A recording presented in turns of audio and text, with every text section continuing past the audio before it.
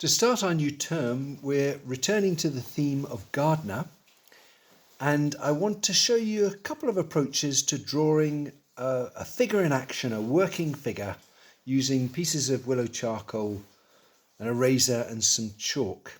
And I'd like to tie things together between these action figures and the way that we're going to build up a composition next week and the week after, combining the background of our garden location with these action figures.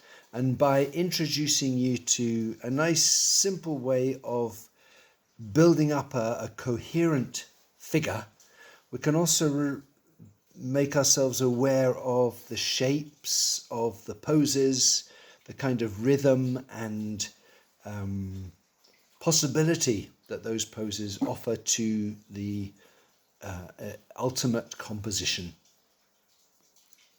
So we're going to begin our session in the studio working with our Gardner model Pete, working on a fairly small scale, so an A4 sheet where we might get 2 or 3 figures on, a medium size stick of charcoal which I'm going to snap into a short length, and I'm going to draw with the side of the stick of the charcoal. So I'm not going to draw lines. I'm going to slide this stick of charcoal in such a way that it can make some simple overall shapes. And for this particular pose, which is a young gardener standing with a rake, I want to first get just the general direction of his figure by sliding the charcoal across the page, and then developing his limbs, his legs and feet, and then his arms. Almost by, it's a little bit like the exercise where you draw a figure using a pencil and a ruler. So I'm just looking for those main, almost geometric shapes, and by sliding the edge of the charcoal across the page, I won't really be able to draw any definite lines. I can only work with a shape. I could probably extend that approach to drawing the overall shape just by smudging a little bit. So I've almost added hands there, and I'm just checking that my general observations of these loose shapes through smudging with my finger. And of course there's an extra thing. You don't know what I'm drawing here, but I'm drawing a figure with a rake. So I'll just put the rake in last. And again, sliding the charcoal along the page is quite a good way of getting a reasonable straight line. So that's a bit of a silhouette of a chunky figure. And I'm now going to draw into that. That was the thicker charcoal. I'm now going to draw into it with a thinner stick. And you could say I'm going to correct it. I would like to say I'm going to refine it. So I'm not taking away from what's there.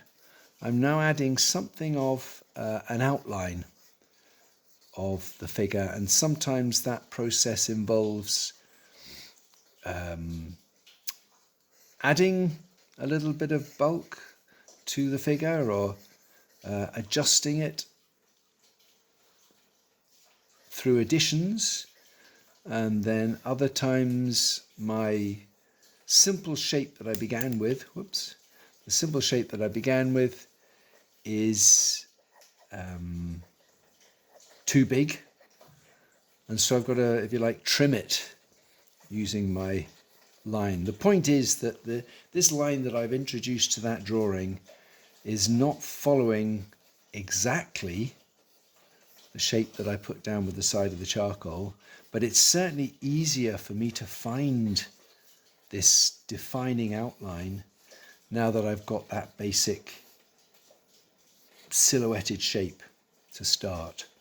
And then I'm going to review what's there, and some of these shapes that I might have misplaced, I'll correct.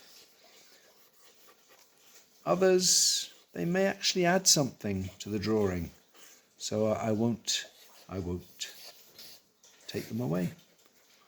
And then things like hands and maybe any developments to the head, features and things, they come last. because what I'm trying to convey here is an approach that allows you to work with the whole figure, the whole pose, the key thing being that kind of diagonal that the figure makes. I might give him a slightly bigger head, and again that's a kind of refinement that I can see better once I've added that definition. The last things I might do then, as I say, I might take away some of these. There's a shape here which was what I thought was the leg, but I've actually found the leg elsewhere.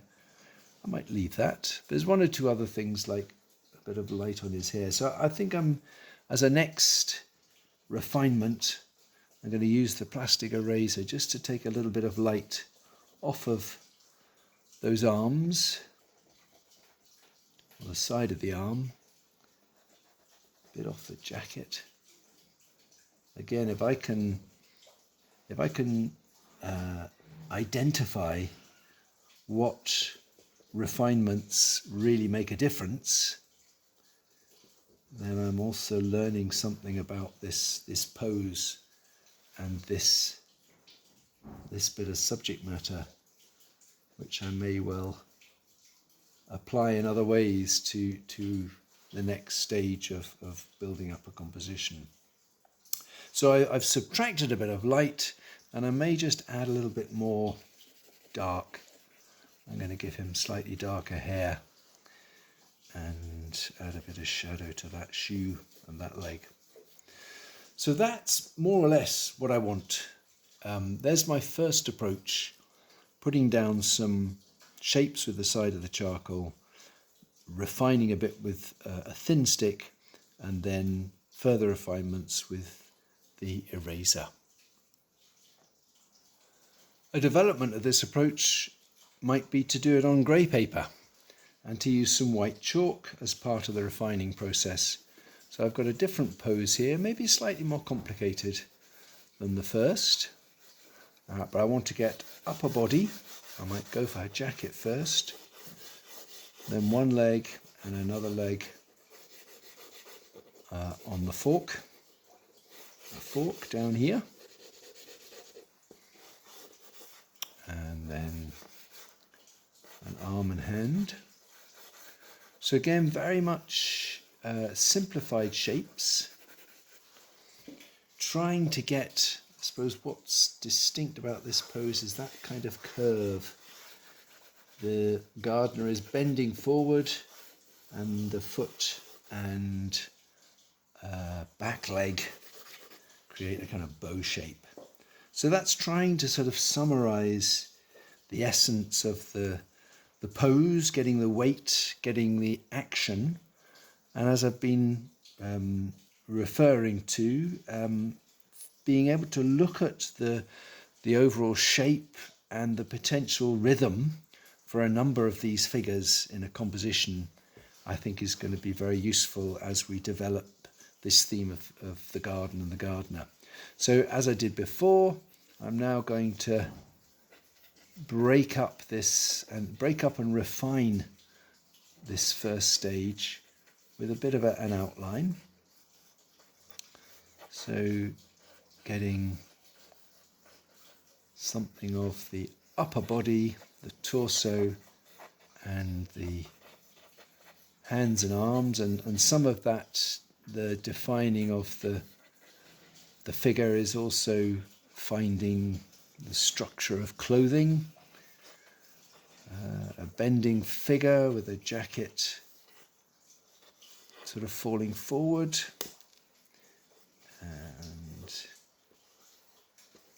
although I got that overall curving shape, in fact the upper leg comes out of that, even though that's the general direction. So I'm redefining that leg, but I still end up with the foot following through that curve. And then this one might be a little bit longer, maybe a bit more like that. So I'd like to think that it's kind of encouraging to work in this way, because your initial shapes are useful guides, but they don't have to be absolutely exact at the start, because there's a a process of refining. And often what can happen to people is they get very concerned about parts of a figure, so they make corrections endlessly to the size of their head, and they've no grasp of the overall shape and sense of the whole figure. So that's a little bit of work with the thin sticker charcoal. And since it's on grey paper, I'm now going to work with the negative shape and put on some chalk. And again, I'm not just drawing around what's there. This is a chance to review the spaces between, or the spaces around the figure. So it does matter that I spread out some of that white. And in this way, again, I'm refining my drawing. And since it's grey paper, it will help me make that figure stand out from its negative shapes. So that's a second way of working, and I think you'll find, I'll get you to try both ways with some quick action poses. This one also can be refined a bit more. I can maybe excavate back to some of the grey paper within the figure so that I can lift off some light, and in places I might even need to reintroduce some charcoal, as I did before, to darken things. And actually there's some nice light on her face, which I also want to add. But what I'd stress is the value of this approach is that I've quite quickly managed to get some convincing action figures with a coherence,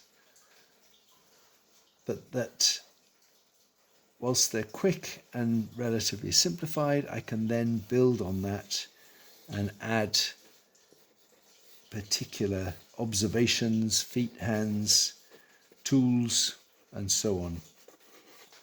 And I can even add a little bit of colour. So I've sprayed the first drawing with a bit of fixative, and I can now apply some colour over that essentially tonal underdrawing, and develop these sketches in such a way that perhaps the colour will also add more useful information to the material that will